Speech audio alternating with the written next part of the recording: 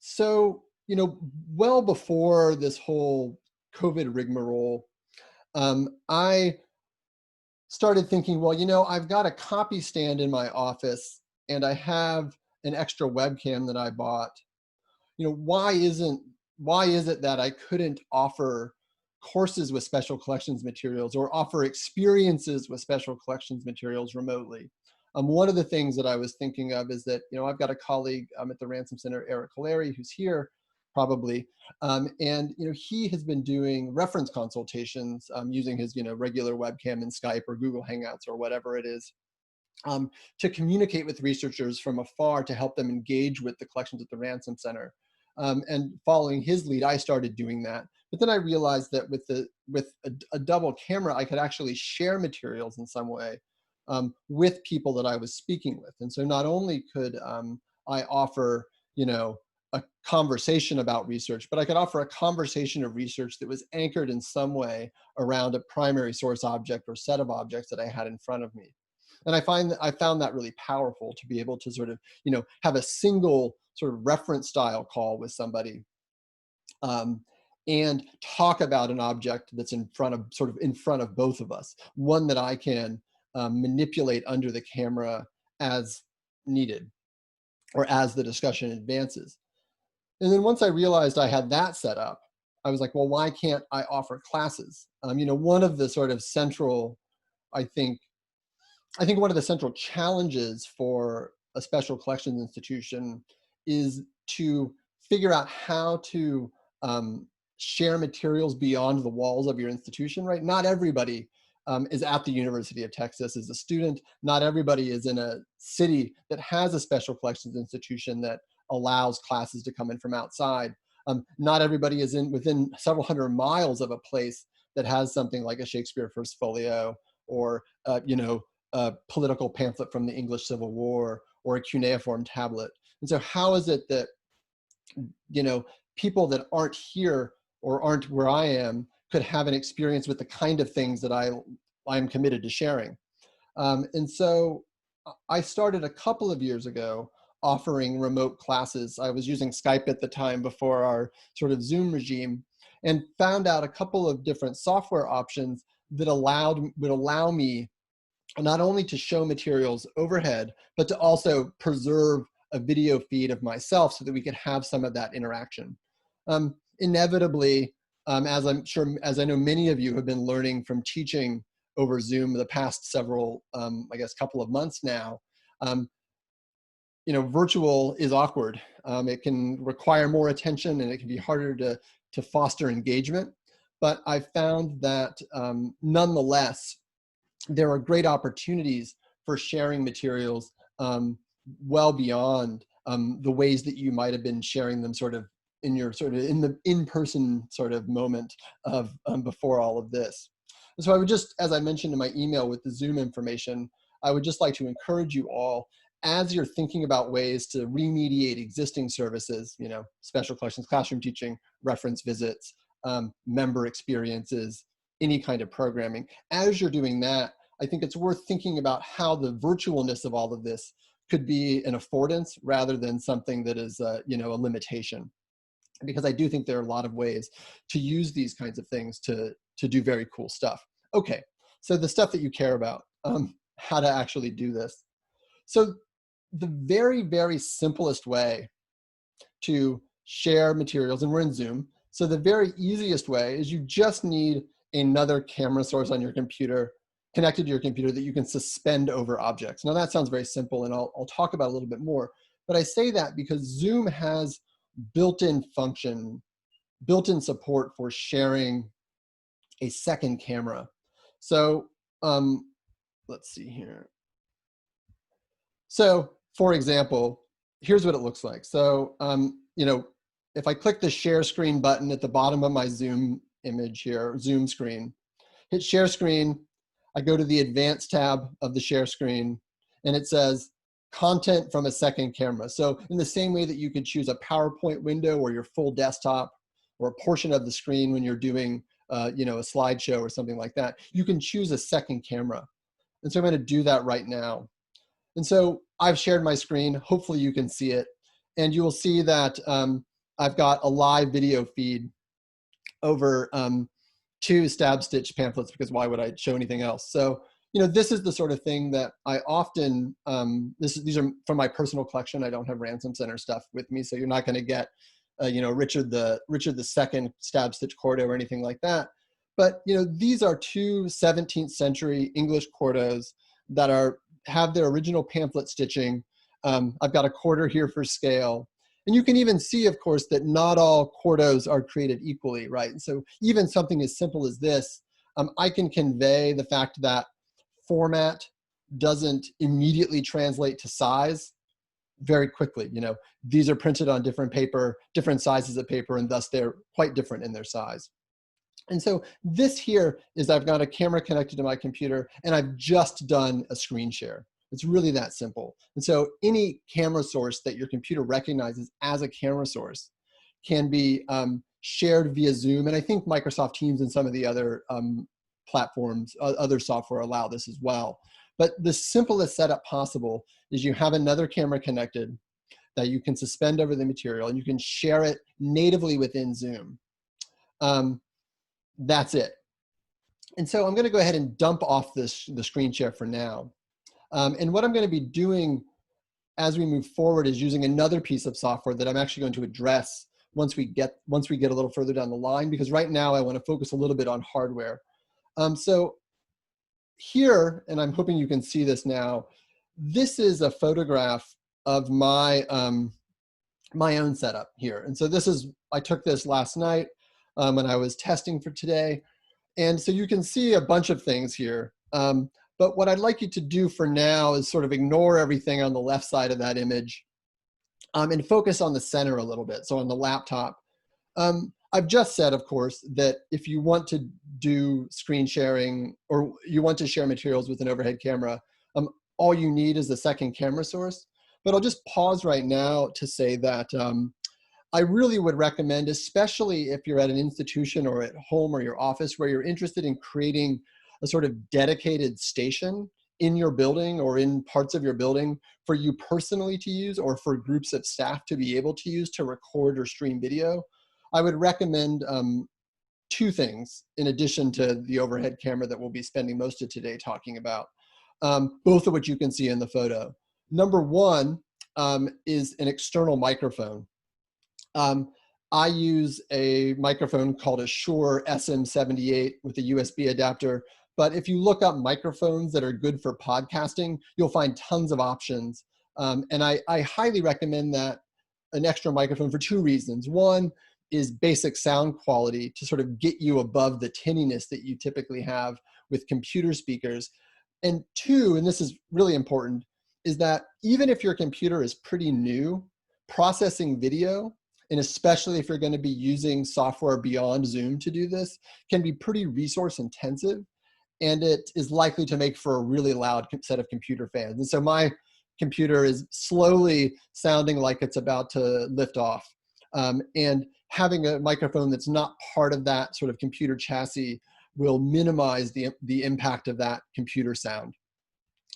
Headphones with a built-in mic work pretty well too at avoiding the sort of cross talk from the computer fan and the microphone. But if you'd prefer a slightly more professional look or better sound, an external microphone is probably the main thing I would recommend in addition to the overhead camera. Also, and you'll see that I've got one of those sweet YouTuber ring lights and connected on a small tripod that's sitting above me that I'm looking at right now. And I have that second camera that's trained on me that's separate from my laptop camera, primarily because having a camera that's not built into the laptop allows you to sort of control the position of the camera and the angle of the camera a little bit better. And so if you plan on doing more video where you're planning on recording it and distributing it and want something that sort of moves a little bit away from the sort of focused on the laptop approach that you normally get with Zoom, and a camera that's trained on you can be good for that. It tends to be the case that the webcams built into modern laptops can actually do HD video, so there's not often a quality difference. But if you are looking for a sort of more dedicated setup where you don't need to change the layout and change the setup very much, having a camera that's pointed directly at you can be helpful for that. And I should also say, of course, that those same cameras that you could train on yourself can also be used to train over materials. But let me switch over to this. So, well, actually on the right there of the my photograph is an actual document camera. And so the first thing I'll talk about is there are a number of document cameras that are available on the market, dedicated document cameras, and all of them, at least all the newer ones, when you plug them into your computer, the computer will recognize them as a camera device, and thus you can use them with Zoom or Microsoft Teams or Skype or whatever. And so that is really nice because most of the modern doc cams are, again, recognized as a legit camera source by your computer, and thus you don't need any other software beyond maybe a driver for that particular camera, but usually even not even an extra driver to allow it to work with the screen share that I just discussed with Zoom. What I have in particular is what's called an IPEVO. It's a brand, IPEVO VZR. IPEVO is a company that makes 3 different models. They have one this is the sort of middle model. One under it, all of them have 8 megapixel cameras, which gives you, well beyond the resolution that any of your streaming platforms will support. But what I like about this one, and this runs in American dollars, about 200 American dollars, probably close to 200 pounds. What I like about this one is you can see already in the picture I've got here that you can fold this thing into a column, and that column is very portable. And so if you need a setup that, you can just grab the extra camera, move it, set it up, plug it in and get going, then I like this option quite a bit because it is quite robust and durable and easy to move around. Another thing about it that I quite like is that it has a built-in light. Here, and I'll show you, let's see here. It has a built-in light, which, most of the rooms that you'll be working in, hopefully, have decent lighting, and most cameras can do a decent amount of adjustment for low light situations, but it is nice to be able to, in a pinch, have a light source that's trained on the materials. So this is that same IPEVO camera that I had screen shared a moment ago, but now I'm showing it to you using a different piece of software. Here's the light off. You can see that the camera is able to adjust to the light change. Here's the light on. But also, one of the things that I like, it's just the light bulb in it. It's a simple LED. It's a very low energy LED. Again, one of the nice things is if you have materials that have specific light requirements, then you don't need to use the light, and you can set up the room that you're in to have the requisite number of foot candles. And so anything I'll be talking about today should be usable given the handling protocols that you have. One thing I'll talk about in a bit, maybe toward the end, is, well, I guess I can just say it now, is that, unlike in a traditional classroom setup, where you've got materials set up around a table or around a set of tables, and people move to see those objects that have been well set up by your staff or you or your staff, everything that you show with the camera has to be moved under the camera. The other materials have to be moved out from under the camera.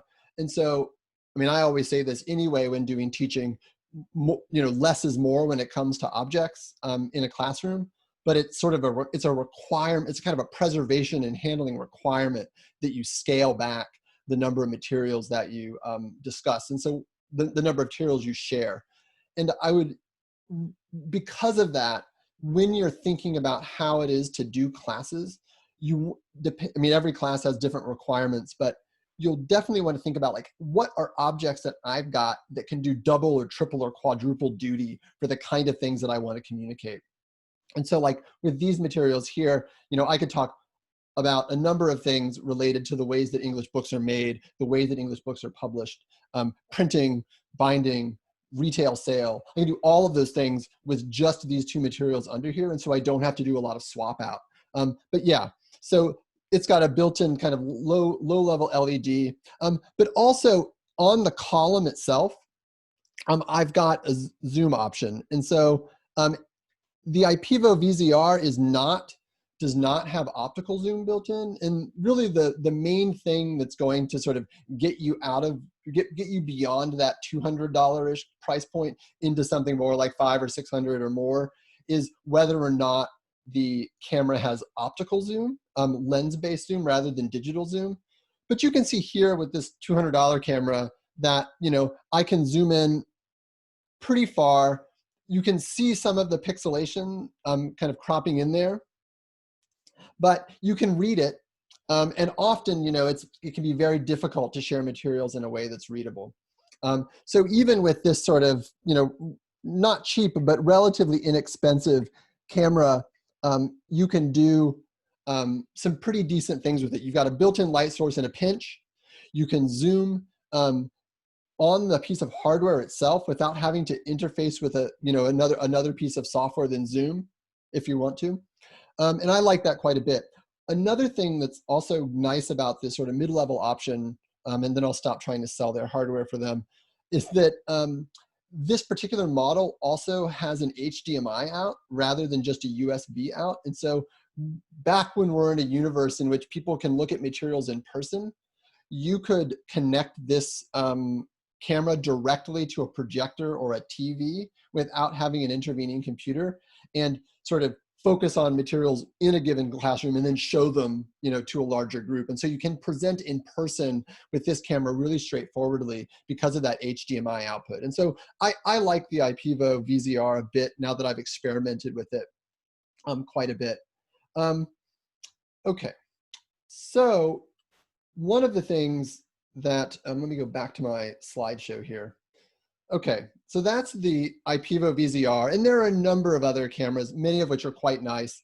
I think the main thing to look into is just to make sure that the camera, the visualizer that you use, supports that it's recognized by the computer as a camera device and doesn't require a piece of proprietary software to be viewed. Again, I say most of these work well with that. I did get a question here about whether you can save images to the computer. IPEVO does have a piece of software that you can download for free once you have the camera, and it allows you to take still images. You're not going to get, because it's made for streaming video, you're not going to get anywhere near the quality of even a crappy DSLR or even like an iPhone. But because you can sort of have the camera at a fixed position, it is pretty nice to be able to blast off reference photos if the person that you're taking the photos for doesn't need them for publication, if they just need them for basic consultation, especially if they're looking at things like just looking at the text or something like that. And so you can use the IPEVO to take still images, and that works okay. And I'll be talking in just a second about another camera option, but one of the real, not exactly a limitation, but these document cameras tend to be designed not for complicated three-dimensional objects that require support to show them safely. They're built for flat documents. And so in one way, by showing you, two pamphlets flat on my desk, I've sort of cheated a little bit because I'm showing you the easiest thing for a camera like this to accommodate. If I were to add book support here, or I wanted to show, a much larger object, then I need to get the camera higher off the ground or higher off of the desk. I've shown, I have folios of John Fox's Book of Martyrs that are quite large, so, reasonably large folios.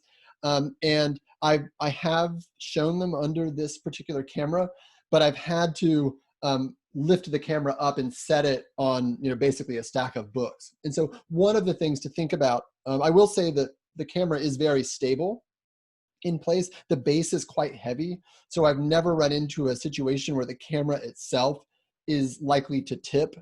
But if you, of course, were setting the IPEVO camera on a wobbly stack of books, then you might run into some potential challenges there. But that is a worthwhile and important limitation, because it can be tricky to accommodate larger objects with these consumer grade document cameras. One thing though that is nice about the IPEVO, unlike a number of doc cams, is that it doesn't have a base that protrudes under it like a lot of kind of doc style copy stands where you actually have a surface on which you have to put the materials. And in this view here that I've got set up, I have cropped what the camera is seeing here. And so I could actually do this to be much wider angled. So that what you'd end up seeing is like more of my desk right now and like my floor. But the camera does shoot in a wide screen 16:9 or 16:10 aspect ratio. And so it is able to see natively a full opening of a book. And I'll be moving over to another thing where I've got an actual opening. But again, it is worth thinking, the IPEVO setup in its sort of most out of the box way is really best for materials that are small, that are sort of not much bigger than a small folio, a small English printed folio. So, something about 12, 13 inches tall. If you want to get bigger than that, then you have to raise the camera up. So if you look back at, let's see here, back at my setup. So now let's look at the left side. And so what I've got on the left side, at least with the book, looks much more like a traditional book, book display, right? I've got a book support there. I've got a book in it. I've got book snakes. That whole contraption, the top edge of the book, the top edge of the support are about 5 or 6 inches off the deck of my desk. And so there, it would be hard to accommodate that with the IPEVO camera. And so the other thing I'm hoping to talk about, and I'll just switch over to it, is using a second camera source that's attached to a tripod or a tripod-like structure. So you could see in my image here that you can see that I've got an iPhone that's suspended over the book on what is a fairly standard like Amazon Basics camera tripod that I have a horizontal arm attachment for. And there are a number of horizontal tripod attachments. So if you just search for on whatever your preferred vendor is, camera supplies, to search for horizontal extensions for tripods, then you can use something like this. And all I have to hold my phone is a phone clamp and a phone tripod adapter that has a little clamp that holds the phone in place and then it mounts onto my tripod arm. I will send a link to this once I can get my links to paste successfully, that a lot of folks who have not using special collections options will use a microphone boom arm. And so I'm sure you've all seen like pictures of radio stations where the microphone is on one of those sort of extending, like the old desk lamps that you might have had, where it clamps onto the side of the table and then suspends over the material and you can adjust it in place. Microphone boom arms, microphone boom stands are very, very common. And you can adapt one of those to take a camera tripod mount. And those are really nice because they're pretty easy to get over the material. They do still require a table or something to clamp it onto usually, although there are other microphone stands you can buy. But basically a tripod, a dedicated camera tripod that has some ability to get the camera over the materials horizontally, or a microphone stand that you've adapted can be pretty good. And so let me go back to my actual live version here. So what I'm doing here is I've got, and I'll be sending links to this. I've got my iPhone plugged into the power because I didn't want my battery to die during this. So I've got, unlike in the picture that I showed you, I've got a cord here that is connecting my phone to a power source. But I'm connected wirelessly between my computer and the phone. And I'm using a piece of software. Let me just see if I can get this to post. I really want this to work. I have no idea why it's not pasting. Huh. I'll try again in a second. I'm using a piece of software called, let me see here. I've got a screenshot. NDI's HX camera. And this, when I downloaded it a few weeks ago from the, the Apple App Store, and I think there's an Android version available. When I got this a couple of weeks ago, it was free, because I think they had like a promotional deal because of the COVID crisis. And this is what the piece of software looks when I've got it open on my computer. Really all you need to get it to work is you buy the app. There's a piece of software that you install on your computer to create a virtual camera device. And then with that virtual camera device, you can use it like a regular camera in Zoom. So like with the IPEVO, you can use this NDI virtual camera natively within Zoom. There's also a piece of, there are other pieces of software you can use to do this. There's one called EPOC Cam, Epoch Cam. I think that's how you pronounce it. And Epoch Cam allows you to actually have the video transferred over USB. And so it's a wired connection. And I kind of assumed that that would be more stable. I assumed that the wired connection would be more stable than this, but I found that actually the NDI cam, the NDI HX cam application is really quite stable. And I've had this video feed up for over 2 hours now. I set up the video well before I started this presentation, because I wanted to, I don't know why I was testing at this point for a live presentation, but I wanted to see, just how long I could keep this video feed up and stable, and it hasn't crashed or cut out at all. And so here, I've got the camera directly over my book. I can manipulate it as usual. There is a question, I did get a question about whether handling the objects is more challenging in terms of hand-eye awareness when using the setup. I think the trick is to make sure that you've got the technology set up in a way that allows you to not think about what's on the video while you're manipulating the object. And so to my left, I've got this book just in my left hand, so I've kind of got on the wrong side for me personally, but I'm not looking at my screen right now. I'm just turning the page. I can use my book snake to safely handle this book, reapplying the book snakes as necessary. That's one of the things that I mean, with the IPEVO cameras and most of the dot cameras, the camera is coming at the materials from sort of in front of me. So it's coming from this direction. And that means that my hand is in no risk with the IPEVO camera of crashing into the materials, right? So when I'm over here, I can wobble my hand around pretty aggressively, and I'm not going to hit the camera. I'm not going to do anything that will sort of cause a collapse. And so there, with a dedicated dot cam, my hand, I'm able to sort of manipulate it exactly as I would want to. And I think it's completely reasonable to, of course, to like move physically over a little bit to be able to manipulate the materials.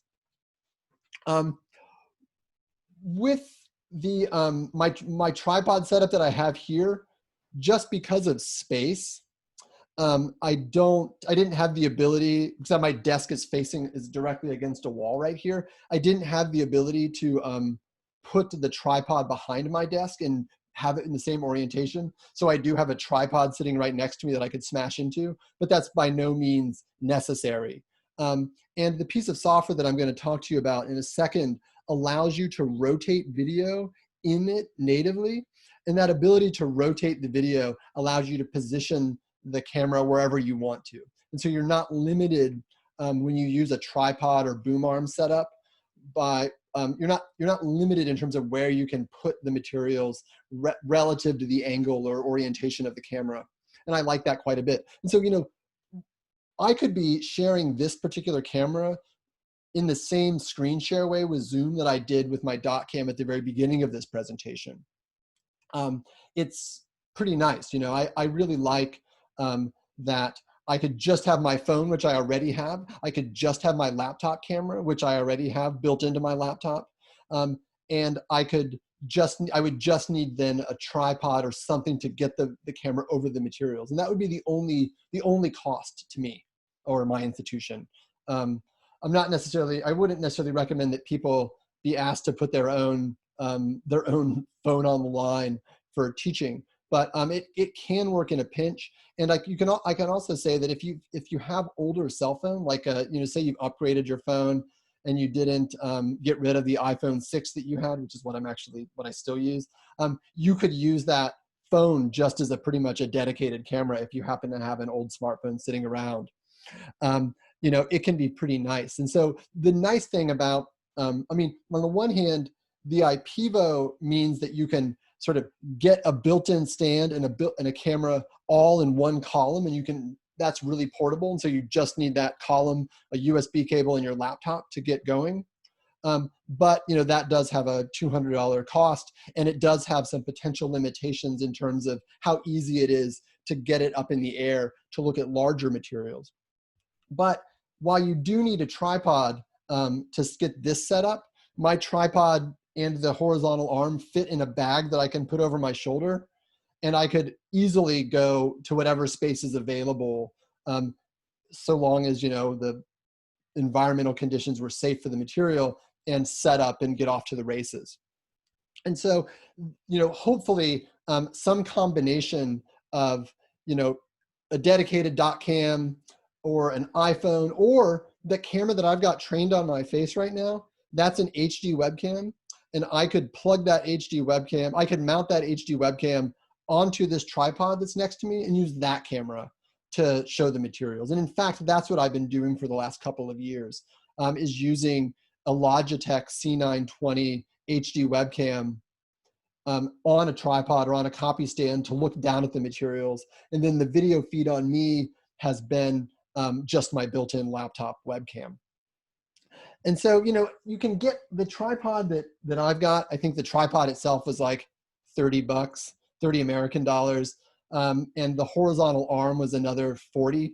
And so I think it was like $70, $70 American dollars to get the tripod set up. But I mentioned the kind that can clamp, like the microphone style boom arms that you can mount to the table and extend over the materials. You can find those in the $25 price range. And so, again, I think if you are an institution and you're thinking about buying equipment that would allow, a number of your staff to do things, I would recommend investing, or maybe you've already got one in your photography studio, but investing or repurposing in a nice tripod that's pretty stable with a good horizontal arm, because that works quite well. Thank you, Owen. I do think it is, the ring light isn't super important for getting on your face if you have a room that has relatively even lighting. The problem I have is that I'm in a room with a ton of windows right now, all of which are projecting light at my back. And so if I had the ring light off, sometimes it can get a little dark. And so I just turned it off now. So that's just because of the particulars of my situation. But I do think it can be useful to have a light source in front of you if you're going to be recording video for distribution more widely. Let's see here. Oh yeah, so I got a question about whether or not I'm using a multi-USB adapter. Yeah, I've got like a 4-port USB hub that I've got plugged in here because my laptop doesn't have 4 USB ports. Okay, so, but I haven't talked at all about the software that I've been using that allows me to pivot between, a slideshow, a slideshow, one dot camera, another document camera. What I'm using here, and this is what I sort of gave a caveat about at the beginning that's very difficult to show you it in action. I'm using a piece of software called Open Broadcaster software. It's very sort of straightforwardly named OBS. And this piece of software is really wonderful. It's available for, Unix-based platforms. It's available for Mac and Windows, and it's completely free, and it's open source. So that's really helpful, right? Because you have a piece of software that costs your institution nothing, that is quite nice. That piece of software, what it does is it allows you essentially the main thing it does for our purposes is it allows you to combine multiple video feeds and create different scenes. And so if you're looking at my, yeah, one thing, I mean, I'm seeing there's some chat about whether you need to see, I mean, I think it makes a really big difference doing these when the person you're interacting with can see you and the materials. Fortunately, the Zoom share screen option does preserve, that window, that floating window of you as you're looking at materials, but I think it's really important. And one thing I will say to, especially those of us who work in special collections libraries, as I kind of mentioned earlier on, and maybe before we started, I think one of the great things about doing this is that not only if you're working with a kind of reference kind of situation where you're working one-on-one with a researcher, you're working with a small group of researchers, is that having the object is really an occasion to have conversations about how to engage with these materials, right? Interpretive analytical conversations about the materials that allow you, especially if you're, a reference librarian or you're a curator, that allow you to sort of bring in other materials. And so the conversation that you have is easily as important as the showing of the materials themselves. And so I would encourage everybody to try to think about, when you do these reference consultations this way, to think about whether or not, or think about using them to have a real conversation about research and not just to be a sort of human page turner, right? Because that's really not what this is best for. If somebody just wants to see some pages of the letter, then it's a lot better use of my time for me to just take some pictures of the letter or the manuscript or the book and send them their way. With this setup here with Open Broadcaster software, I have the ability to combine still images. So we're looking at a slideshow here that's natively supported within Open Broadcaster. I've got a slideshow, and then I can combine that with a video feed, right? And so let's imagine that we wanted to talk about this pamphlet, and so I could have still images of the pamphlet that's under my doc cam, and then I could move over to the video feed if necessary. But for the most part, I think for a lot of regular reference work, all of the stuff we're talking about today is overkill. If somebody just needs an image of the thing, then a cell phone shot or even a shot using something like the IPEVO camera is what you need. And so I would think, in terms of the kind of reference side of things, I would really recommend sort of saving this kind of setup for opportunities when really the goal is less to sort of show the materials and then to have a conversation about the materials and the kinds of materials that you have at your institution. Okay, so back to this OBS view. So what Open Broadcaster software can do is it can, it can stream to Twitch, it can stream natively to any number of streaming services, but Open Broadcaster software has an add-on that makes it behave like a virtual camera. And that virtual camera can be recognized in Zoom. And so this whole time, when I started out and was just on this screen, I was actually streaming, the camera that I had selected in Zoom was the Open Broadcaster software virtual camera. And then what I'm doing now, and in that screenshot there, you can see on the left, there's a window at the very bottom left there that says Scenes. And all I'm doing is moving the arrow key on hitting the arrow key and moving between those scenes that I have set up. And scenes are really easy to create. So you can see in the screenshot, I'm on scene doc there. So that's my document camera, the IPEVO camera. And you can see that I've got two sources that I've added as part of that scene. The C920, which is the Logitech webcam that's in front of me, and the IPEVO VZR. And it's as simple as adding the video sources. You just click the add button, you choose video sources that your computer recommends, and all you have to do to resize and position them is drag them and resize them and position them. It's very simple to scale things. It doesn't require anything very complicated. And so the great thing is that you can pivot between those scenes. And I really like this because again, because really when I'm doing these consultations or when I'm doing classes, we're not really spending the entire time focused on the materials. I like to sort of have some initial comments. It may be a point at which, the conversation moves away from the specific materials that are in front of me to, a conversation about the content or some broader book history tangent that isn't related to what we've got in front of me. And I think it's nice to be able to just go back to a view where it's just me. Now you can always, unshare your screen if you're using that way, but Open Broadcaster makes it really easy to pivot between multiple sources and multiple arrangements. And so if I were completely crazy, even though I don't think I would ever do this, I could have 2 camera setups going simultaneously. There are lots of ways to do this. You can also, in OBS, so I've got a native slideshow built in, and so you can create a source in OBS that is a slideshow, and you can just manually populate that slideshow with images or a directory of images. But you can also, like you can in Zoom, you can have a source be your entire desktop or individual windows. And so if you wanted, for example, to show a PowerPoint, then you could actually create a source in OBS that would be trained on a PowerPoint window. And then, so what you could do, you could say like, oh, I'm talking at the beginning of I'm talking at the beginning of my class. Oh, let me switch over to this PowerPoint so we can do some preliminary work with, high resolution images or things that look nice or text or whatever it is that you might like. And then I can move, boom, and then I can move to the dot cam and have that conversation with the object at a later phase. And so it allows you to sort of relatively seamlessly structure a kind of class presentation or a presentation like a talk or whatever it is, to structure that fairly smoothly so that you're not kind of constantly sharing and unsharing screens in Zoom.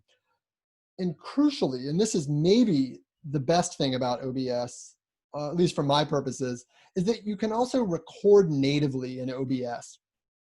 You'll see that in that picture, the screenshot of OBS, there's an audio mixer there. So I have the microphone that I'm talking to you through, it's recognized by OBS. And you'll see on the far right there, on the OBS window, there's a start recording option. And that start recording option allows me to record what OBS sees in full resolution directly to the computer. And that's really nice because I've seen a lot of people who want to record content for further distribution actually are doing the recording in Zoom with all of Zoom's compression. I mean, Zoom can do pretty good resolution, but it's not 8 megapixels. It's certainly not the sort of ultra HD abilities that you can have with certain camera setups, and certainly isn't going to be able to show, in full crisp clarity, that image of the manuscript that you really want to show to somebody, right? OBS will allow you to record in the full resolution of the scene that you've set up. And that's really nice. And so, if you had, for example, and I'll probably be doing this in a couple of weeks, if I wanted to record a video, like a 5-minute video for a Shakespeare professor at the institution to just plug into their Canvas or their course management system to have a sort of quick primer on the differences between quartos and folios, I could record that in OBS, cut the video, send that to the faculty member, and they could upload that to their course.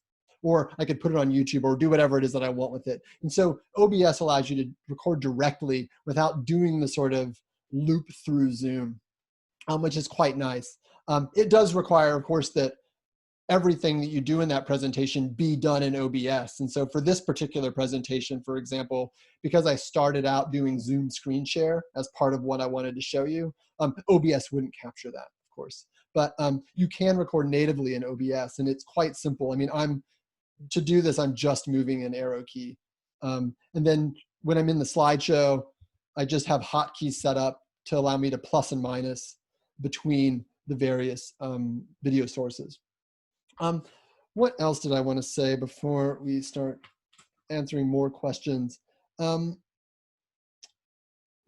I said before, again, there are some implications for when you use kind of remote instruction like this or remote reference queries that do have some implications on the way that you teach, right? And so, again, I think the slideshow option in OBS is a great way to kind of combine video and still images to sort of, take advantage of the affordances of each of those.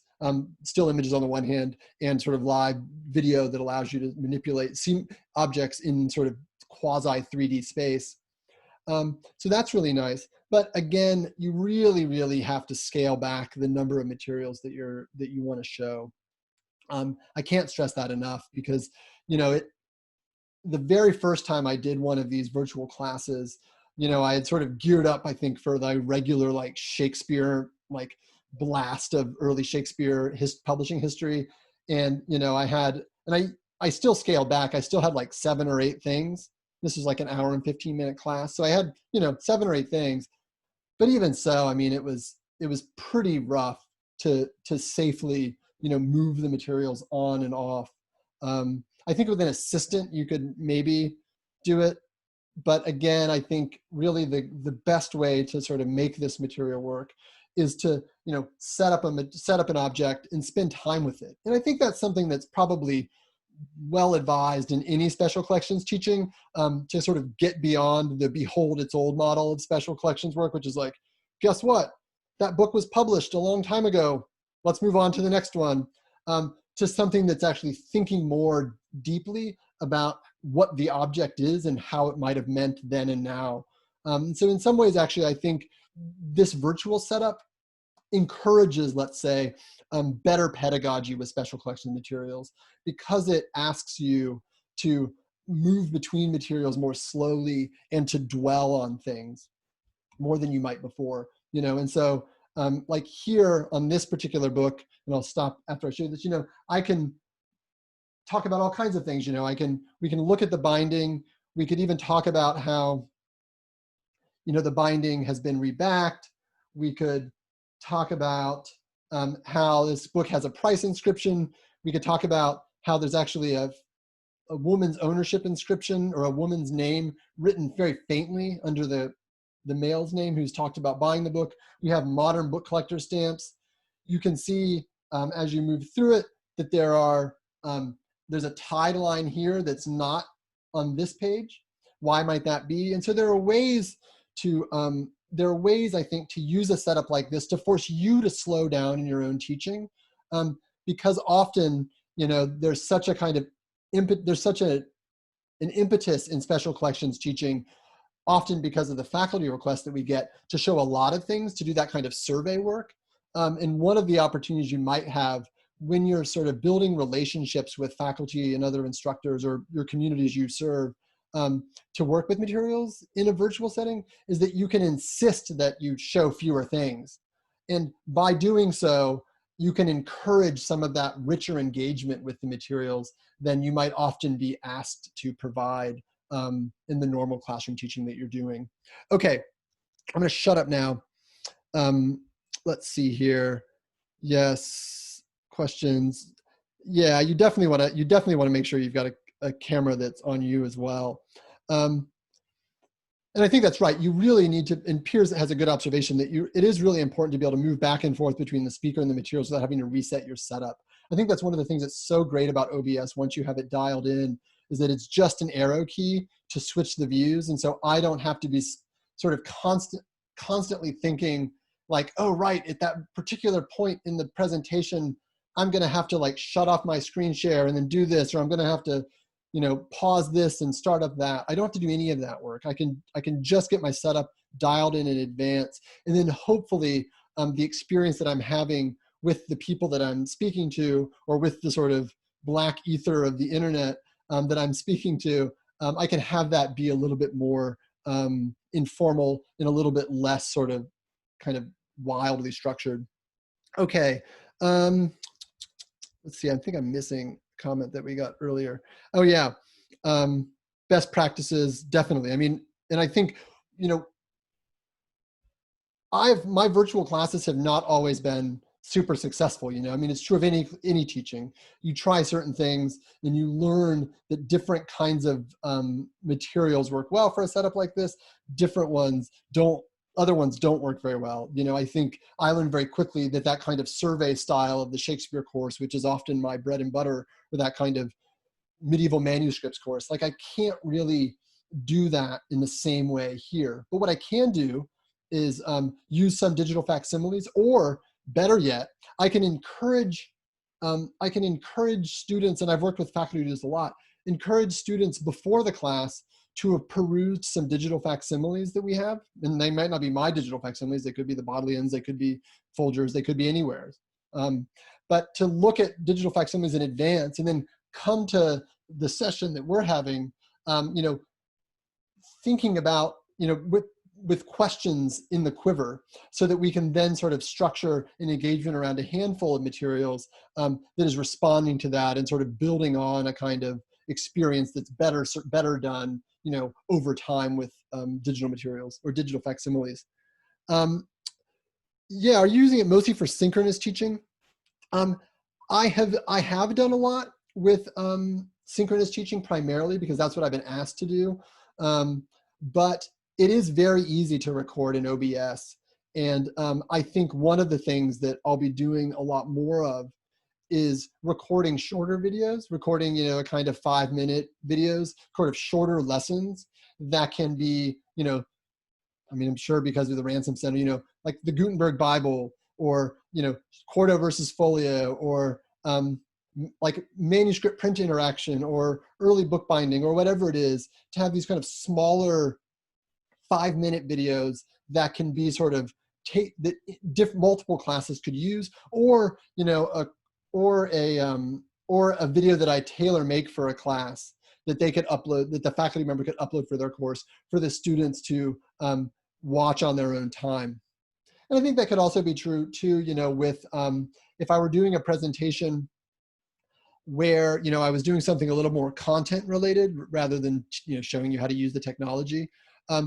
I could record a presentation in OBS that I was nonetheless streaming through Zoom, but I could take that video and then upload it to YouTube later, right? And so there are ways also in OBS to end up with a video that's pretty good quality that I think you and your institution might feel comfortable, putting on your institution's YouTube channel or distributing more broadly. And so with, depending on how you plan it, you can end up with video that sort of serves multiple purposes. And I think that's quite nice. Let's see here, lots of stuff. Prep.